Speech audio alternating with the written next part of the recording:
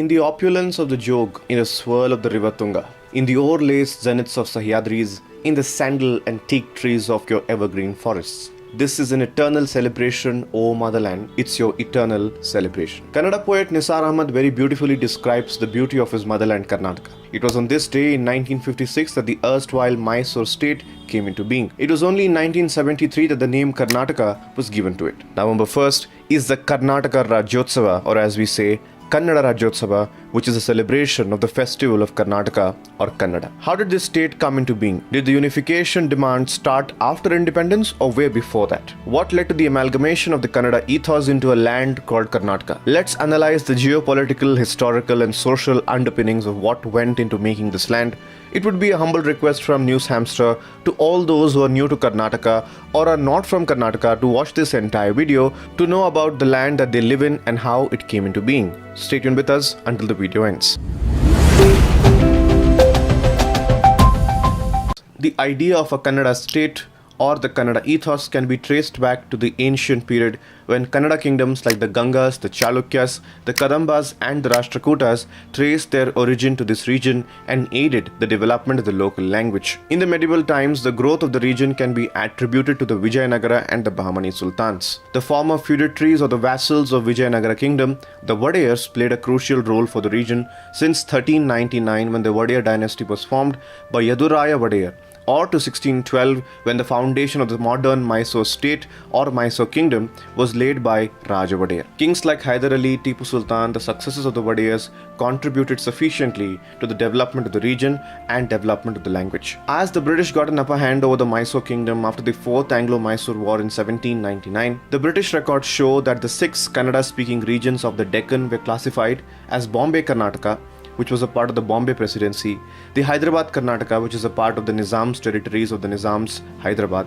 Madras Karnataka, which was a part of the Madras Presidency, the region of Coorg, the Mysore state itself, and the miscellaneous princely states like that of Mudhol, Jamakhandi and Savanur. Nearly 2/3 of what is today's Karnataka fell outside the bounds of the kingdom of Mysore. British officers began setting up schools in the British India and those territories which fell in the Bombay Presidency or the Maratha kingdom. They believed that these schools will naturally lean towards Marathi as the medium of instruction, only to find to their surprise that in certain districts like Dharwad, Belgaum and Bijapur, it was not Marathi but Kannada that was the lingua franca. Dharwad became a center of some sort of a linguistic rebellion with the founding of the Karnataka Vidya Vardhaka Sangha by eminent educationist R.H. Deshpande in 1890. He was supported by renowned writer, journalist and historian Alur Venkatrao, who is also fondly called as Kannada Kula Purohit. With Karnataka Vidyavardhaka Sangha, there emerged organizations like the Kannada Sahitya Parishat in Bengaluru, Karnataka Sangha in Shivamogga and Karnataka Samiti in Kasarkod. With these organizations emerged leaders like Siddhappa Kambli,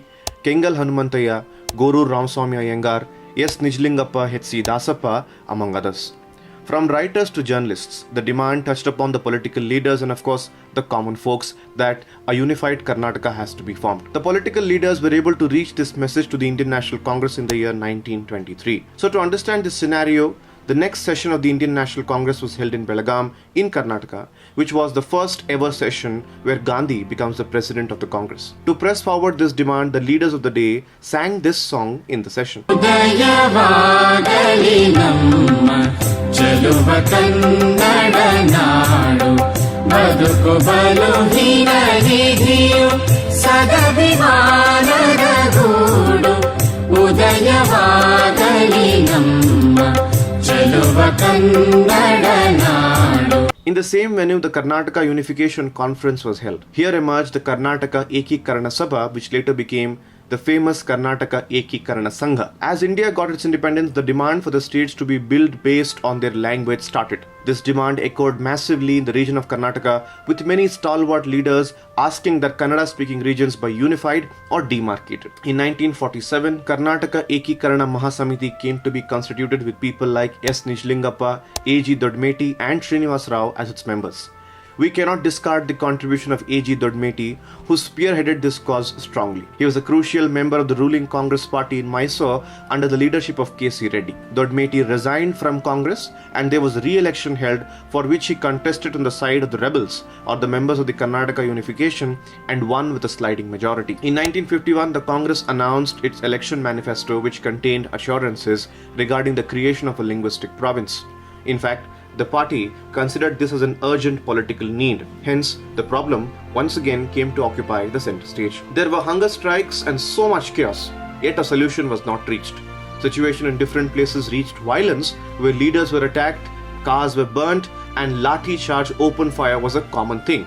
Yet, the demand for Karnataka remained strong. Government arrested many people due to violent activities, and one man stood for them legally and represented each of them in the courts of law. It was S.R. Bommai, the father of our current Chief Minister Basavaraj Bommai, who was a legal luminary from Karnataka and one of the key leaders of the Karnataka politics. Mr. Bommai was successful in getting them out of jails as well. It was now that leaders like S. Nijalingappa jumped into the movement. It was a shock when the then CM Kengal Hanumantayya expressed his inclination towards the movement and said in the assembly that the unification was necessary. The political condition was such that Kengal Hanumantayya was told if that there will be a unification, the region of North Karnataka will hold more prominence and Kengal Hanumantayya will lose his chair as a chief minister.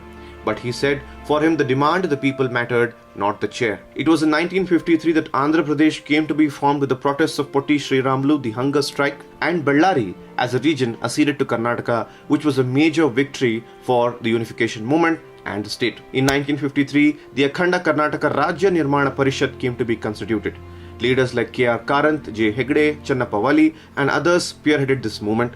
The demand for a separate state became more stronger and louder than ever. In 1953 December, the centre appointed a high-powered committee called the States Reorganization Committee with members like Fazal Ali, K.M. Panikkar, H.N. Kunzru to suggest state boundaries and create states based on languages. Many in Mysore state raised their apprehensions about their state merging with the backward northern states, fearing it will set them back. Eventually, the report of the commission recommended the unification of all Kannada-speaking regions. Accordingly, the new state of Mysore came into being on November 1st, 1956, much to the desire of the Kannadigas. After 17 years, the state was renamed as Karnataka on November 1st, 1973 under the leadership of Chief Minister D. Devaraj Aras. While the former Chief Minister is credited with the renaming of Mysore state, according to historians, the usage of the word Karnataka was in vogue some 6 centuries ago.